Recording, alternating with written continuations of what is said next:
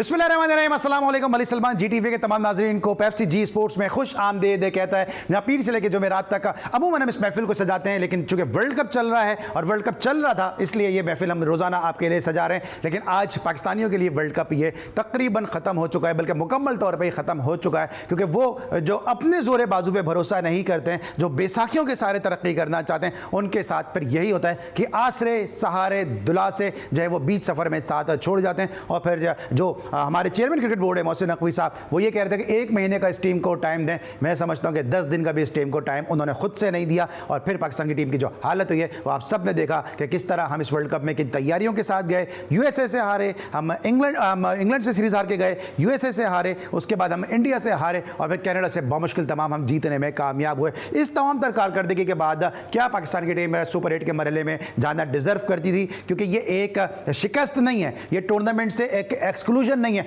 बल्कि पाकिस्तान क्रिकेट की डायनेमिक्स इससे चेंज होती नजर आ रही हैं। क्योंकि अब पाकिस्तान को जो है वो क्वालिफाइंग राउंड के मैचेस खेलने पड़ेंगे और पाकिस्तान क्रिकेट जो एक क्रिकेट की एक सुपर पावर थी, उससे बढ़कर जो है मैं समझता हूँ पाकिस्तान जो 1952 में पाकिस्तान को टेस्ट स्टेटस मिला, इससे बढ़कर सियाह तरीन दिन पाकिस्तान के लिए कभी आ ही नहीं सकता। कि वो पाकिस्तान कि जिसको माजी में सरफराज अहमद ने क्वालिफाइंग राउंड मैचेस खेलने से बचाया था, वो पाकिस्तान क्रिकेट बोर्ड की गलत पॉलिसी की वजह से आज इस नहज पर आ चुका है कि वो क्वालिफाइंग राउंड के मैचेस खेलेगा। मैं, मेरे एनालिस्ट मुसलसल शोर मचाते रहे और भी ऑनेस्ट जो एंकर हैं, जर्नलिस्ट हैं, वो शोर मुसलसल मचाते रहे कि भाई पाकिस्तान की क्रिकेट किस संत में जा रही है। लेकिन जो पीसीबी के पेड टट्टू 15-15 हज़ार रुपए के एंड्रॉयड वाले मोबाइल सहाफ़ी थे, वो मुसलसल तारीफ़ें कर रहे थे कि जनाब बाबर आजम को देखें कैसा खेल रहे हैं। एफी भाई जब कहते थे कि बाबर आजम अच्छा नहीं खेल रहे, मिमिक्रियाँ कर रहे थे, स्टेज के आर्टिस्ट बने हुए थे, पाँव पटक रहे थे, वो बाबर आजम की तारीफों के कलाबे मिला रहे थे। फॉर्मर चेयरमैन रमीज राजा साहब जैसे लोग इस क्रिकेट को नीज तो नाबूद कर गए। आज यकीनी तौर पर इन सबके कलेजों में ठंडक पड़ गई होगी, क्योंकि हमारा दिल तो दुखा हुआ है, क्योंकि पाकिस्तान को क्वालिफाइंग राउंड के matches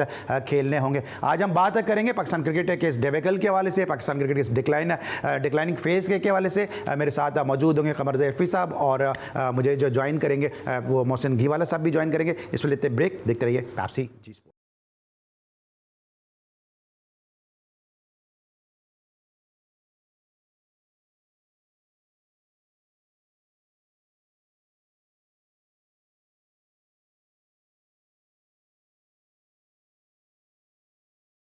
welcome back to Pepsi Zee sports. और ब्रेक पर जाने से पहले हम बात कर रहे थे पाकिस्तान क्रिकेट के इस डिबेकल के हवाले से, क्योंकि अब पाकिस्तान क्रिकेट इस नहज पर आ गई है कि जिसके बारे में कभी किसी ने सोचा नहीं था। लेकिन इस प्रोग्राम से, इस प्लेटफॉर्म से मुसलसल आवाज़ें उठ रही थी, ये दिन आएगा, ये दिन आएगा, और बिल आखिर शेर आ गया और हम सब जो है वो ख्वाब खरगोश के मज़े ले रहे हैं। रोम जल रहा था और नेहरू बांसुरी बजा रहा था, यही पाकिस्तान क्रिकेट बोर्ड में होता नज़र आ रहा है। इस वक्त मेरे साथ मौजूद हैं कमर ज़ैफ़ी साहब। लंबा चौड़ा तारुफ आज क्या कराऊँ मैं इनका कि पाकिस्तान क्रिकेट को जगाने के लिए अपने आप को इन्होंने बदनाम कर दिया, लोगों की इन्होंने तंज ताने तिश्ने और एब्यूज़ वर्ड तक इन्होंने सहे हैं, अपनी फैमिली के हवाले से इन्होंने एब्यूज़ वर्ड्स हैं कि शायद पाकिस्तान की क्रिकेट बेहतर हो जाए। कमर ज़ैफ़ी साहब हमारे साथ मौजूद है। Sir, thank you so much for joining us. कैसे हैं आप एफी भाई?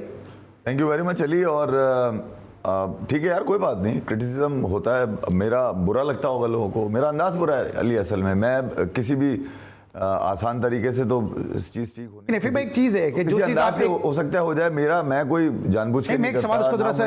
मेरे अंदर जो पॉजिटिव चीज़ें आती हैं वो जिस अंदाज से आए मैं उसी तरह करता हूँ भैया। अगर कोई मुझे समझाने सिखाने की कोशिश करेगा तो मैं मारता हूँ घंटे पे उसको। सीधी सी कहानी है। बात यह है कि जब आप पाकिस्तान क्रिकेट की बात करते हैं, हम अगर बात करते हैं तो हमें तो भाई जस्टिस कॉर्नेलियस से यहाँ तक का पता है ना, दरमियान में क्या हुआ वो भी पता है हमें। और जो हाजी नमाजी बन के तस्बीह लेके घूम रही है पार्टियां, जो ये कह रही हैं कि भैया खवातीन की शॉपिंग, वो खवातीन की क्रिकेट टीम की सिलेक्शन नहीं कर सकता, मेरा तो ख्याल कर, तो मैं ये वाला आदमी तो हो नहीं भैया। क्रिकेट से उन लोगों का वास्ता ही नहीं है जिनके अपने कोई मसले हैं, ठीक है। क्रिकेट तो भैया खुद एक रिलीजन है। अगर आप इसके पैशन के अगेंस्ट चीजें अपनी भी चलाते रहेंगे तो फिर वो पैशन थोड़ी है, फिर वो कारोबार है, फिर वो मफादात है, फिर वो आप समझे नहीं अली। यहाँ मसला ये है कि पिछले 20 सालों से जो मैं देख रहा हूँ वो अजीब ही चक्कर है यार। कौन कहाँ से आके कब खेल जाता है, कौन कैसे खेल जाता है। इवन अभी भी जो बड़े लेजेंड बने बैठे हुए हैं यार, उनको अगर दिखाया जाए कि तुमने कुछ नहीं किया हुआ भाई, कुछ भी नहीं किया हुआ तुमने, मगर जी आप चल रहे हैं। अभी दिखाऊं साउथ अफ्रीका, ऑस्ट्रेलिया, दिखाऊं इनकी परफॉर्मेंसेस, है ही नहीं, घंटा है ही नहीं, कुछ है ही नहीं। और बातें इतनी बड़ी बड़ी यार, किंग है बने हुए, किंग बने हुए। आपने कर लिया, कहीं कहीं आपको मौका लगा, आपने सुरखुरू कर दिया, वहां आपने पाकिस्तान को कैच किया। आपने सर्विसेज दे दी, अब आप प्रोफेशनल अगर हो तो आप सर्विसेज दोगे, ऐसा नहीं हो सकता। आपको पे कर रहे हैं। इसने हमें 99 में यूं करवाया था, इसने हमें 85 में फंसा हुआ मैच था। अबे तुम्हारी ऐसी की तैसी भैया, ये जो प्रोफेशनल जॉब है, खासतौर पे मैनेजमेंट सिलेक्शन और दीगर चीजों की बात कर रहा हूं मैं, जैसे फिजियो वगैरह का था यार, अगर पाकिस्तान क्रिकेट बोर्ड पाल रहा है लाखों डॉलर के अंदर वो फिजियो और ट्रेनर, तो फिर भैया ऐसी क्या जरूरत आन पड़ी थी कि आपने काकुल भेजा अपने बच्चों को? ठीक है, वो तो गुड फेथ में तो आर्मी आपको वेलकम करेगी, गोद में लेगी, समझाएगी, सिखाएगी, डिसिप्लिन भी बताएगी आपको। यार उनको भी नाकारा कर दिया तुमने। ऐसा लग रहा है कि तुमने अपनी मनमानी करनी है। वो आपने पैसा अलग लगाया फिजियो ट्रेनर का, यहां से अलग सिखाया आपने, ठीक है, वो भी आपके काम नहीं आया। निकल के क्या आया? पठान, पंजाबी, महाजिर, बलोच, अबे ये निकल के आया टीम को, आप समझे नहीं? अब लोग मुंह में भर के एनालिसिस ऐसे दे रहे हैं जैसे ये अंधे थे उस वक्त या सो रहे थे, ये इनको पता ही नहीं टीम कब चली गई अमेरिका। ठीक है, अरे नहीं अली, मैं ये कह रहा हूं कि इस मैयत पर रोने के लिए ये टाइम थोड़ी है कोई। अरे आपने अगर रोना था तो पहले से पकड़ते। आपने अब क्या पकड़ लो मुंह यार, पहले तुम पकड़ के खींचते आप इसको, फिर मुंह हाथ में लेते, अभी आप डायरेक्ट मुंह पकड़ने की कोशिश कर रहे हैं, आप थोड़ी हाथ में आएंगे कोई। अरे बड़े चंड, ये पूरा एक ग्रुप माफिया चल रहा है, ये छुपा देंगे कुछ दिनों के लिए कारपेट के नीचे करके, फिर नहला धुला के फिर तैयार करेंगे, फिर पाकिस्तान पे चेप देंगे, ये देखो इसने ये किया था। मैं पहले भी कह रहा था कि ये लोग अपनी टीम में रहने के लिए खेलते हैं, अपने एवरेजेस मेंटेन ऐसे करते हैं क्रिकेट की आसमानी किताब पे, जब इनको मौका लगेगा कोई ना कोई सिलेक्टर आएगा, बोलेगा यार इनके रन तो देखे आप। सही सही, शिकस्त कोई याद नहीं रखता। ठीक है, शिकस्त कोई याद नहीं रखता। और आप देख रहे हैं फी भाई की आवाज में कितना दुख है, वो सिर्फ इसलिए कि पाकिस्तान की जो क्रिकेट है वो इस वक्त इस नहज पर आ चुकी है। और बिल्कुल इफी भाई सही बात कर रहे हैं कि हम तो बहुत अरसे से इस बात को आवाज उठा रहे हैं। खुद मैं मुख्तलिफ शोज में बात कर रहा हूँ कि पाकिस्तान को जो असल खतरा है वो बाबर आजम की कप्तानी से, और आपने सबने देख लिया कि मुसलसल जो है वो अबरार बेंच पे बैठा रहा, मुसलसल जो पुअर प्लानिंग थी जो पाकिस्तान को ले डूबी, और पाकिस्तान अब क्वालिफाइंग राउंड के मैचेस खेलेगा। पाकिस्तान ने इस वक्त सुपर 8 से बाहर हो गया है। मेरे साथ जो दूसरी शख्सियत मौजूद है, बहुत ही बोल्ड ब्लंट गुफ्तगू करते हैं, और आज का दिन ऐसा दिन था कि सेहत तरीन दिन था, इसलिए अपनी गुनागो मसरूफियात से वक्त निकाला। सुबह इनकी फ्लाइट भी है, सुबह ये पाकिस्तान से बाहर भी जा रहे हैं, लेकिन फिर भी हमने इनसे रिक्वेस्ट की कि हमारे शो को ये ज्वाइन करें। मोहसिन घीवाला साहब हमारे साथ मौजूद हैं। मोहसिन, मेरी रूह की हकीकत मेरे आंसुओं से पूछो, मेरा मजलिसी तबस्सुम मेरा तर्जुमान नहीं है।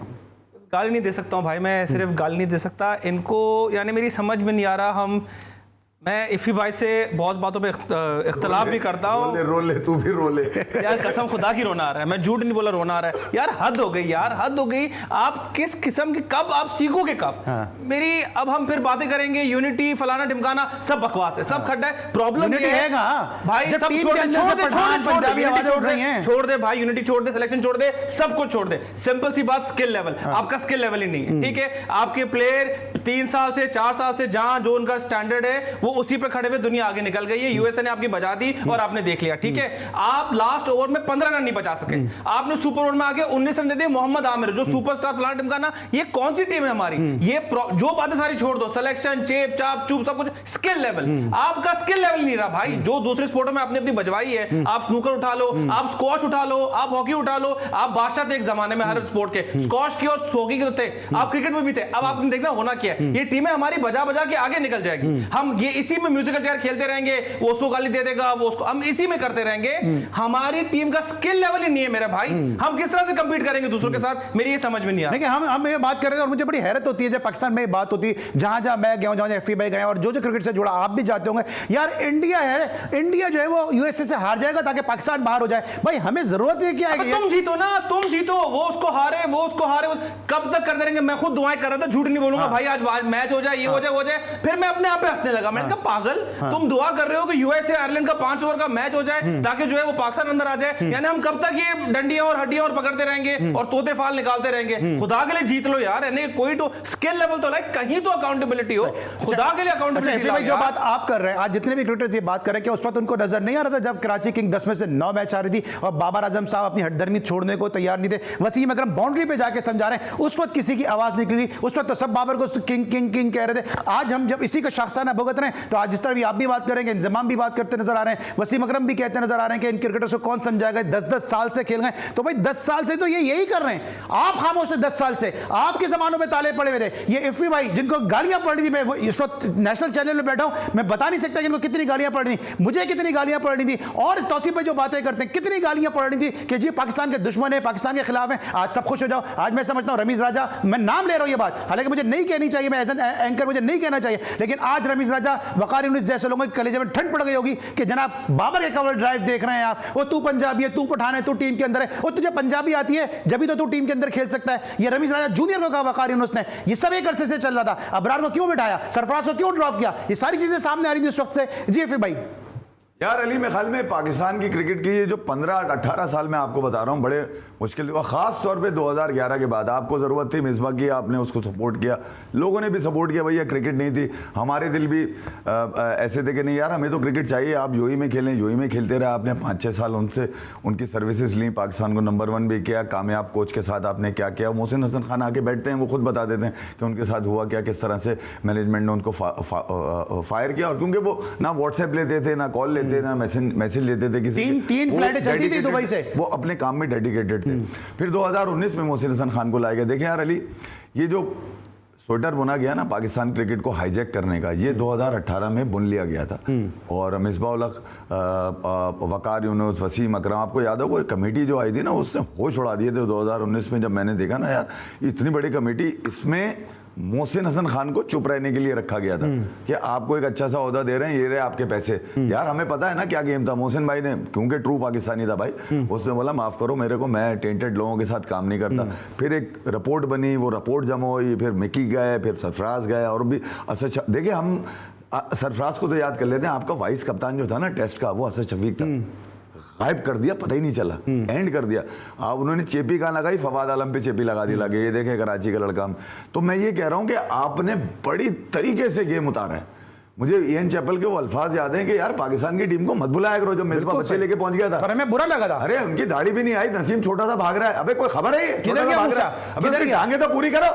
नहीं मूसा कहाँ गया, जिसको आप इंटरनेशनल स्टार बना रहे थे। इलियास किधर है, इलियास वो कौन, कहाँ है वो, ऑस्ट्रेलिया लेके गए थे तुम उसको यार, किधर है वो, इमरान भट्ट किधर है खूबसूरत के। मैं बता के थक गया कि ये आंखों को धोखा दे रहे हैं भाई, ये पूरा एक ड्रामा रचाया जा रहा है, ये बाकायदा यहां पर हाईजैक करने के लिए आया, और वो हाईजैक किया इन्होंने, क्या बनाया उन्होंने बताओ। जो पाकिस्तान का बच्चा ये बाबर आजम के लिए लाइक कर रहा है, उसको प्यार कर रहा है, उसकी चीजों को शेयर कर रहा है, वो क्यों पिछले 3 सालों के बाद आज वो इस नहज में क्यों पहुंच गया कि वो ट्रोल कर रहा है बाबर को, क्यों नहीं कह रहा है कि ये किंग है।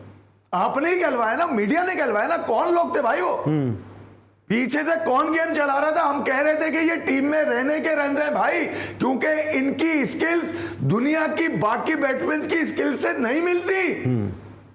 अब दुनिया कह रही है कि पावर प्ले में 210 बॉलें पी चुका है यार, ये 112 का स्ट्राइक रेट है, पावर प्ले में 106 का स्ट्राइक।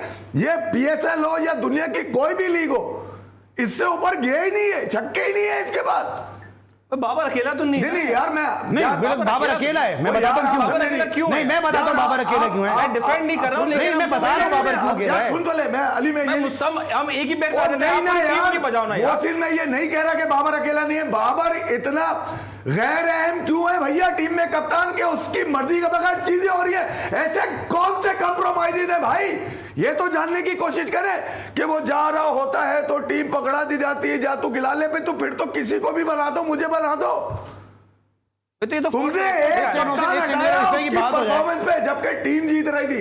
इफे भाई एक मिनट ब्रेक पे जाना है। सैम करन अगर कोई नंबर 1 रैंकिंग में आ रहे हैं तो उनकी टीम जीत रही है। ये दोनों 2.5-3 साल रैंकिंग में रहे, टीम हारती रही। बिल्कुल सही है। और ऐसी रैंकिंग का क्या फायदा है कि टॉप रैंकिंग में आपके दोनों बैटर्स की मर्जी के बगैर चीजें नहीं चली है। इसकी कप्तानी, मैं जब ये स्टेप डाउन हुआ, मैंने अली आपके शो में ही कहा कि जो तरीका आपने बाबर को हटाने के लिए रखा है, क्राइटेरिया बनाया है, वो मुझे मंजूर नहीं है। ये आप जलील कर रहे हैं मेरे कप्तान को, पाकिस्तान का कप्तान है। आप उसको बुलाते, उसको बोलते बेटा जा, तू 4 साल से कप्तान था, प्रेस कॉन्फ्रेंस कर, मेरे पाकिस्तान का नाम भी तो ऊंचा होना, पता चले कि यार एक ऑनररी आदमी नहीं था भैया, ये कोई पाकिस्तान का कप्तान था। आपने तो बिल्कुल हटा के बाहर कर दिया, शाहीन को बना दिया। शादाब बेकसूर क्यों भैया, क्या मसला था शायद आपका? फिर उसके बाद शाहीन, 1 महीने का शाहीन, वहीं से वही गेम चला है। फिर सही है, ठीक है, पता चला आपको कि भैया ये इत्तेफाक है ही नहीं, सही है, इनको कहीं पे भी जोड़ दो, ये अलग ही अलग है। इफ जरा मौसम की तरफ आते हैं, आप जो कह रहे हैं ना कि अकेला बाबर क्या कसूरवार है, बाबर को जितनी अथॉरिटी मिली है, मैं समझता हूं इमरान खान के बाद ये दूसरा कप्तान है, ये शायद कहीं ना कहीं अप टू सर्टेन एक्सटेंट उससे भी ज्यादा ये पावरफुल कप्तान था कि चेयरमैन कह रहा है कि मुझे बाबर के अलावा नजर नहीं आता। मैंने आज तक नहीं देखा, मैं 25 साल से क्रिकेट कवर कर रहा हूं कि लेफ्टिनेंट जनरल जाहिद अली अकबर ने कहा हो,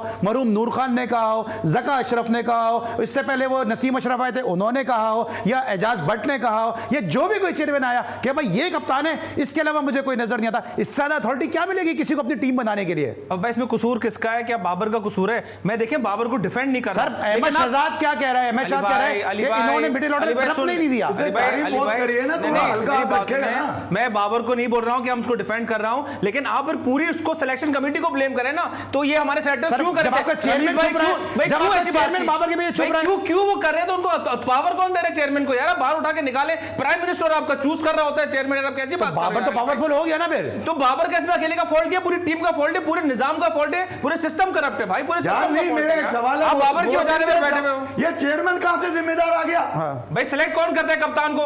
सिलेक्शन कमेटी करती है भाई। पहली दफा ऐसा चेयरमैन आया जिसने कहा मेरा ताल्लुक नहीं होगा, और कहीं से ये खबर बाहर नहीं आई कि मोहसिन नकवी ने किसी को डलवाया या रुकवाया। बिल्कुल आई कहीं से बात? तो फिर कप्तान क्यों बनाया फिर? बाबर आजम की कल्ला में नहीं मिला रहा जमीन से आसमान तक, ये बोल के कि यार ये ग्रेट है, ये नहीं उसको भाई सिलेक्शन कमेटी का काम है, ये जिम्मेदार होंगे।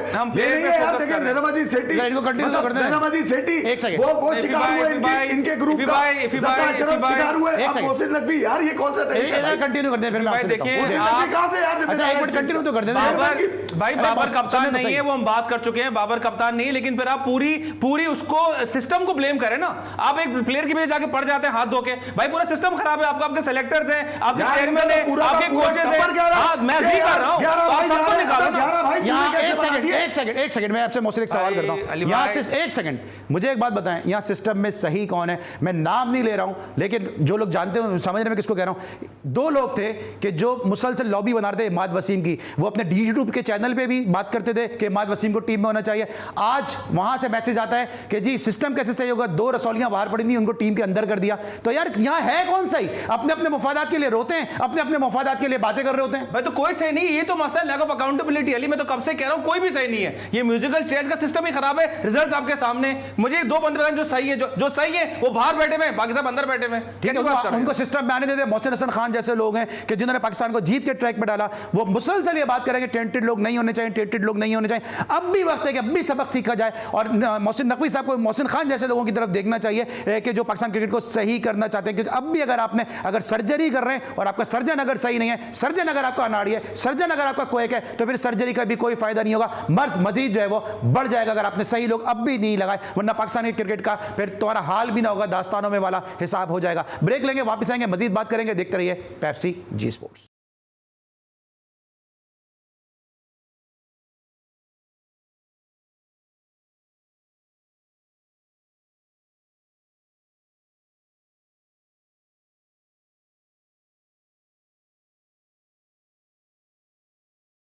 Welcome back to Pepsi Zee sports. और ब्रेक पर जाने से पहले, चूंकि पाकिस्तान के हालात ऐसे हैं, टीम के माहौल थोड़ा सा स्टूडियो का गर्म हो गया था, और होना भी चाहिए और बनता भी है, क्योंकि ये बातें हम एक अरसे से करते आ रहे हैं कि पाकिस्तानी क्रिकेट इस वक्त जो है वो वेंटिलेटर पे है, डिक्लाइनिंग फेज में। लेकिन पीसीबी के कानों पे जू नहीं रेंग रही थी, और मोहसिन नकवी साहब भी वही फैसले कर रहे थे। उन्होंने ट्रस्ट किया वहाब रियाज के ऊपर, और वहाब रियाज ने जो इस टीम का तिया पांचा किया वो सबकी निगाहों के सामने कि आज हर पाकिस्तानी जो पाकिस्तान क्रिकेट से मोहब्बत करता है वो खून के आंसू रो रहा है। अब मोहसिन करना क्या चाहिए? क्योंकि वही टीम कैरी करते रहे रमीज राजा साहब, वही चीजें दूसरे लोग चेयरमैन कैरी करते रहे, मोहसिन नकवी वही टीम कैरी करें। आप समझते हैं कि टीम में तब्दीली करना जरूरी है, या मोहसिन नकवी को अपनी मैनेजमेंट में पीसीबी के ऐवानों में तब्दीली करना जरूरी है? करना क्या चाहिए, ये होगा क्या, आप मुझसे पहले पूछें। दोनों चीजें बता दें। करना तो ये चाहिए कि ऑब्वियसली हमने पूरा ओवरऑल करना चाहिए।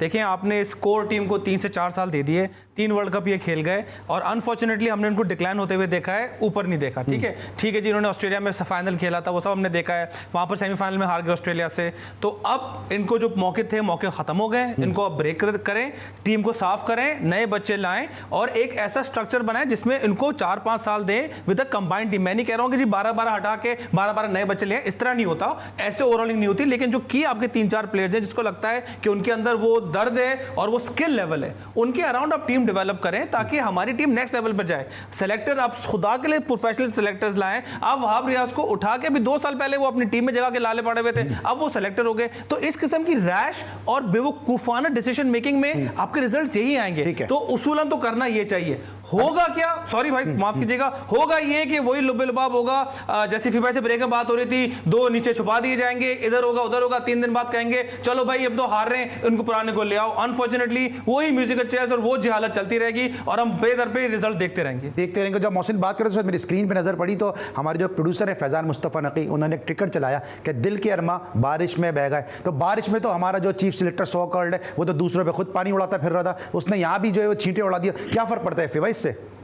अली फर्क देखे यार, मैं हमेशा ये कहता हूँ कि बाबर आजम अपग्रेड नहीं हुए, उसमें सिटी साहब का कसूर नहीं है। बाबर आजम छक्के नहीं मार सके, सिटी साहब का कसूर नहीं है। बाबर आजम का स्ट्राइक रेट अच्छा नहीं हो सका, जका साहब काम अच्छा नहीं करते थे। मैं ये कह रहा हूँ कि खिलाड़ियों की तो बिल्कुल ही एक अलग अपना गेम होता है ना, अपनी स्किल्स होती हैं यार। वो किसी के आने जाने से इनके पैसे रुक रहे थे, किसी ने कहा कि हमारे पैसे रुके हैं जी, वर्ल्ड कप में पता चला जका साहब ने पैसे रोके हुए।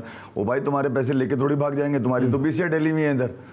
4 साल से बाबर आजम कप्तान थे। मैं चलें इस वर्ल्ड कप लाना था ऐसे वर्ल्ड कप पे जिस पे मैं बात करूं, T20 वर्ल्ड कप पे बात नहीं कर रहा। 2019 में कप्तान बना है दिसंबर, ये 2023 में 50 ओवर का वर्ल्ड कप खेला गया। आप आधे अधूरे खिलाड़ी ले गए थे अपने वहां पे, आप पता नहीं किस हारिस को ले गए थे वहां पे ट्रैवलिंग रिजर्व के अंदर। एक कमाल था, मतलब एक आदमी जिसको डोमेस्टिक का पता ही नहीं है, जिसने कभी ग्राउंड 5 घंटे खड़े होकर देखा ही नहीं है, उसको आप पाल रहे हैं। हारिस रऊफ की बात कर रहे हैं? नहीं मोहम्मद हारिस, और भी हारिस रऊफ ने कौन सा 5 दिन का खेला है? मैं यही तो कह रहा हूं कि जिस कप्तान की एबिलिटी सिर्फ ये हो कि मेरी सराउंडिंग्स में मेरे वोट कितने हैं, ठीक है, और जो मुझे ग्रेड कितने कहते हैं, ठीक है, और जो मेरे रन्स पे कितने खुश होते हैं, बस। कहां इसमें पाकिस्तान? अफगानिस्तान से 8 विकेटों से हारे, दफन तो वहीं हो गए थे आप। उसके बाद आपको क्रिकेट नहीं खेलनी चाहिए थी। जबकि मैं तो उन पाकिस्तानियों में शामिल था जब नसीम शाह ने छक्के मारे थे, जब मैंने कहा था कि नोटिस लें भैया, नसीम शाह की बारी क्यों आई? वो भी अफगानिस्तान पे जो आपके मुंह को आ रहा है, आप मानते ही नहीं। दुनिया आपकी बजा रही थी क्रिकेट में और आप बजवा रहे थे। आप दुनिया के कमजोर लोग मार रहे थे, हम बता रहे थे, आप मारे जा रहे थे। आप कमजोर रन्स के ऊपर तालियां बजा रहे थे। आपने तूफान बदतमीजी खड़ा किया हुआ था कि कोई बोल के दिखाए। सेठी साहब ने कहा कि यार मीटिंग लड़कों को बुला के, अगर मैं कहता हूं कि यार आप लोग इतने सीनियर, इतना खेल चुके हैं, मैं बेंच स्ट्रेंथ थोड़ी सी ठीक करना चाह रहा हूं, तो चाह रहा हूं कि बच्चों को आप लोग रेस्ट कर लें। अबे वो बात बाहर निकल गई। 2 दिन में ऐसा एजेंडा चला सोशल मीडिया पे कि न जाने सेठी साहब को क्या क्या बोला गया, क्या नहीं बोला गया उनको। शाहिद जब सिलेक्शन में आया, शाहिद ने जरा सी बात करती थी, देख लिया था आपने? शाहिद को खुद सोशल मीडिया पे आगे शाहिद हो ये तो चलो, फिर भी क्रिकेट के नाजिर जहांगीर ने क्या किया? नाजिर जहांगीर ने, अरे नाजिर जहांगीर तो वो तो बची है यार, छोड़े उसको उड़ा दिया। समझे नहीं आप? अबे बात वही है ना अली, समझे नहीं? फिर जका साहब वाली बात आई, फिर जका साहब के साथ भी यही किया इन्होंने। आपसे कोई एक आदमी, कोई एक बताए ना। अब मोहसिन नकवी आए में, यार मोहसिन नकवी तो उन्हीं लोगों को लेकर आएंगे ना जो पाकिस्तान के बेस्ट अवेलेबल है। अब वो हो सकता है कि मुझे पसंद ना हो भैया वहाब रियाज, मुझे पसंद ना हो मोहम्मद हफीज, या मुझे पसंद ना हो और दीगर जो लोग सिलेक्शन में, या चले गैरी कर्स्टन भी मुझे हो सकता है मुझे पसंद ना हो, मगर ऐसा थोड़ी हो सकता है कि उनको क्रिकेट नहीं पता होगी। अब 24 घंटे एक आदमी वो तुम्हारे लिए उसने हाथ जोड़ लिए 25 करोड़ के सामने। ऐसा मुझे बताएं 75 साल की पाकिस्तान की क्रिकेट में ऐसा कोई आदमी मिला जिसने अपनी कौम के आगे हाथ जोड़े होंगे? यार 4 हफ्ते लेने दें इनको। किसके लिए जोड़े? पाकिस्तान की क्रिकेट के लिए। किसके लिए जोड़े? बाबर आजम के लिए, रिजवान के लिए, शाहीन के लिए। अबे भैया तुम्हारे लिए हाथ जोड़े थे उसने, इसलिए जोड़े थे, वो जानता था नामाकूल है, कमजोर है, सियासी है, अंदर नफरतें पल रही हैं, जेल नहीं है। उसने मौका दिया, जाओ काकुल में ज़हन अपने बनाओ, दोबारा से तैयार होकर आओ। 25 करोड़ हमने, असल जो मुद्दा है यार अली वो ये है कि वो ये चाहता था मोहसिन नकवी के कोई एक 15-16 लड़के ऐसे दिखाऊं इस दुनिया में मैं कि मैंने चैंपियंस ट्रॉफी करानी है। यार पाकिस्तान में इतना बड़ा इवेंट होने वाला है, तुम गिरे हुए हो। और दूसरी तरफ उन्होंने, तुम गिरे हुए हो, तुम ऊपर आओगे तो लोग तुम्हें पहचानेंगे।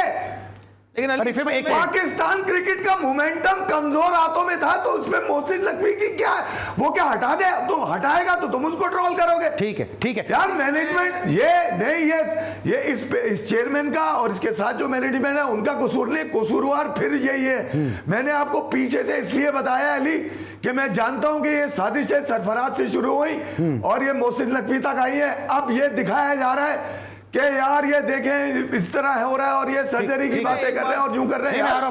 मोहसिन आरों में, लेकिन दूसरी तरफ वो शकल मुश्ताक जो ग्राउंड में पाकिस्तान का सब जलाली परचम लगाते थे, मोहसिन नकवी ने इनको सही पहचाना। उन्होंने कहा भाई वर्ल्ड कप जीत जाओ, पाकिस्तान से तो तुम्हें कोई मोहब्बत है नहीं, झंडे से तो तुम्हें कोई मोहब्बत है नहीं, $1 लाख ले लेना, टूर्नामेंट जीत जाओ तुम। और उसको पता था कि यार इनको इतनी डॉलर की चाह है, इनको इतनी पाउंड की चाह है, ये तो पसीना भी जो वो डॉलर से और पाउंड से पूछते हैं, इनको तो पैसे के अलावा कुछ नजर आता नहीं है, इसलिए उसने इतने सारे इनाम का ऐलान किया था। जी मोहसिन अली, मैं एक बात करूंगा, मैं देखिए इफ़ी बात की सारी बातें अच्छी बात है, लेकिन मैं इसे एक बात पे इख्तलाफ करता हूं, ये घूम फिर के उसी 4 लोगों की बातें करते हैं। तो ये क्या कह रहे हैं कि भाई क्या ये 4 लोग इतने पावरफुल हैं, इतने को हुंडे हैं पूरे मुल्क के कि जो सेलेक्टर है अहमद शहजाद ने क्या कहा कि हमने भी सोशल मीडिया की टीम पाली हुई थी, हम अपनी परफॉर्मेंस दिखाते थे। ये मुझे एक बात बताएं, एक सेकंड आप बताना, गुंडे ये गुंडे नहीं है तो फिर क्या है भाई? नाजिर एक सेकंड यार, नाजिर जहांगीर ने सवाल पूछा आपको बाबर आजम अगर रिश्ता दे आप कर लेंगे, वो लड़की क्या बोलेगी? हाँ आज रिश्ता आएगा, कल मैं गरारा पहन के चली जाऊंगी, रुखसत हो जाऊंगी। उसने मना किया ना, कोई भी लड़की होगी शरीफ लड़की मना करेगी, उसका क्या अचर किया सोशल मीडिया में? तो ये क्या है फिर अगर गुंडे नहीं है तो फिर निकाल के बाहर करो ना, क्यों नहीं निकालते फिर? यही तो बात हो रही है, कितने पावरफुल है कि नहीं निकाल सकते। ऐसे नहीं अली भाई, यार कैसी बच्चों वाली बातें आप लोग कर रहे हो यार, अफी भाई भी कर रहे हो, आप भी ऐसी बात कर रहे हो यार। आपको लगता है कि 4 बंदे इतने पावरफुल हैं कि हमारा पूरा क्रिकेट सर्कल निकाल नहीं सकता? नहीं अली भाई, ये लॉजिकल नहीं होते, बाहर नहीं होते। अली भाई इतनी लॉजिकल बात नहीं अली भाई, आपके पास यार बात सुने, प्लेयर्स इतने पावरफुल थोड़ी होते हैं कि वो उठा के सेलेक्टर पे चढ़ रहे हैं, ये कर रहे हैं, वो कर रहे हैं। कह रहा है आपके प्लेयर कह रहे हैं, आपके चेयरमैन के पास पावर है अली भाई, कैसी बात कर रहे हो? एक सेकंड, इतने पावरफुल हैं आपका प्लेयर, आपकी टीम के प्लेयर कह रहे हैं कि बाबर आजम के बारे में सोचना मना है, बाबर आजम के बारे में बात करना मना है, उनके बारे में बात करना मना तो छोड़ दो, एक साथ तो इतने आगे बढ़ गए कि बात करना गुनाह है, फिर आप कह रहे हैं कि प्लेयर पावरफुल नहीं है। नहीं तो फिर फॉल्ट किसका हुआ? फिर फॉल्ट तो हम सबका हुआ ना, सेलेक्टर्स का। हम क्या करें? हम तो आवाज उठा रहे हैं भाई, तो सेलेक्टर्स वाले उठा के निकाल के बाहर में क्या करें? रमीज राजा का वकार उसका। अच्छा मुझे बताएं फिर, जिस तरह से आप बोल रहे हो तो इसका मतलब कि जो सोल अथॉरिटी है पूरे मुल्क में वो ये 3-4 प्लेयर है। ऐसा ही है। अरे नहीं अली भाई, कैसी बात कर रहे हो आप? ऐसा है, तो फिर उठा के सेलेक्टर्स बात करते हैं। नेक्सस कितना है? नहीं मैं नहीं मान सकता ये यार देखें, ये बेकार बात है। हमारी टीम के स्किल लेवल का चैलेंज है, उसमें आप लोग जबरदस्ती कंट्रोवर्सी छोड़ रहे हो यार। एक सेकंड, कैसी बात कर रहे हो? ये क्या? एक सेकंड, जो टीम पाकिस्तान की इस वक्त खेल रही है, पाकिस्तान के स्क्वाड का हिस्सा है, क्या ये क्रिकेट है पाकिस्तान की? बिल्कुल भी नहीं, बेकार टीम है, इनका टैलेंट ही नहीं, स्किल ही नहीं दिया ना, उसको सही करो ना यार। मुझे 20 सेकंड जल्दी से जवाब दे। मैं नहीं मानता, ये वाली बात नहीं मानता मैं। 20 सेकंड है बस। अली मैं ये बता दूं, असल में मसला ये है कि बाबर आजम की ड्राइव नहीं आई है काफी टाइम से, अब वो वहां बॉल ही नहीं हो रही जहां बाबर ड्राइव मारते हैं, तो मोहसिन को भी आदत थी इसकी ड्राइव देख के बेहोश होने की, बेहोश भी नहीं हो पा रहा, तो मसला ये भी है। देखिए ये ज़हनी मसला हो चुका है पाकिस्तान क्रिकेट में, और ये ग्रुप है, ग्रुप हमेशा पावरफुल होते हैं। 2004 इतने पावरफुल नहीं होते भाई, जस्टिस कयूम रिपोर्ट के बाद भी तो कोई ना कोई लोग खेले ही ना क्रिकेट। ठीक है, thank you so much Kamar Zaifi साहब, thank you so much. Mohsin Ghiwala साहब हमारे साथ आज के शो का हिस्सा थे। कोई आपको बात बुरी लगी हो मोहसिन और इफ़ी भाई तो बहुत ही माजरत, और मैं नाज़रीन से भी माजरत करूंगा क्योंकि अमूमन मैं इस तरह इस मोड में बात करता नहीं हूँ, लेकिन जब बात पाकिस्तान की आ जाए तो फिर मुझसे बर्दाश्त होता भी नहीं है। पेप्सी जी स्पोर्ट्स में आज के लिए इतना ही, कल इंशाल्लाह फिर मुलाकात होगी। अपना बहुत ख्याल रखिए, अल्लाह हाफ़िज़।